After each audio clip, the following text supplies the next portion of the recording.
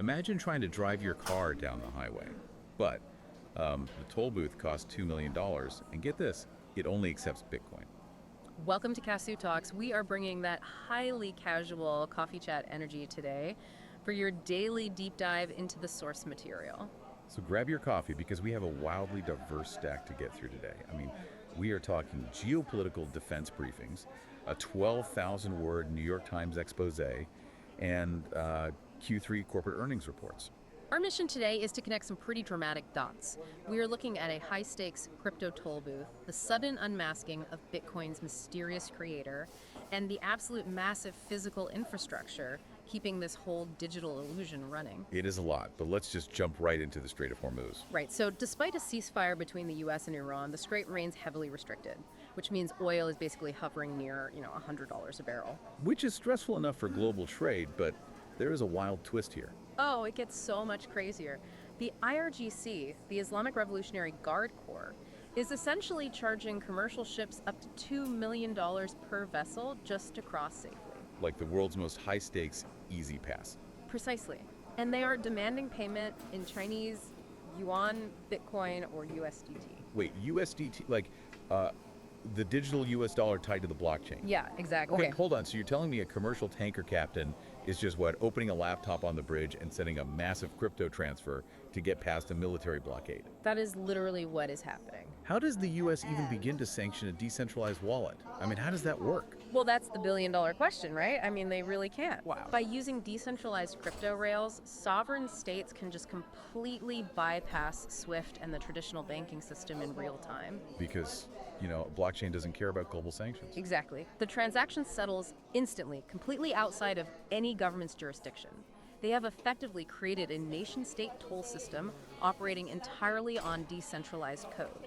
Which is wildly ironic, right? Because this decentralized code is now literally dictating sovereign global trade.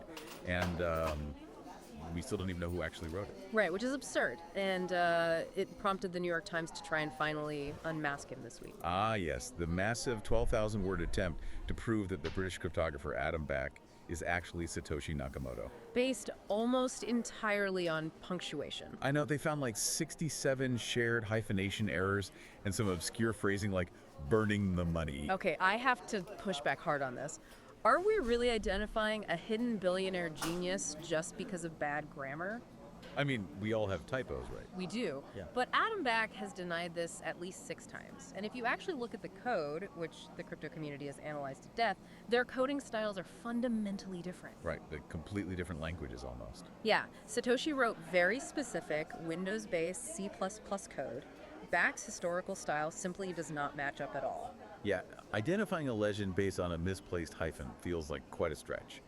But, whether it is a hidden cryptographer's code processing a secret $2 million toll or massive new AI models writing code of their own, this entire digital world relies on a shocking amount of physical energy. Oh, absolutely. Which brings us perfectly to the Q3 earnings reports, specifically a company called Applied Digital. Right. They're having a huge moment. Huge. Their revenue is up 139%, hitting over $126 million. And it is all about infrastructure. Here, break that down for us.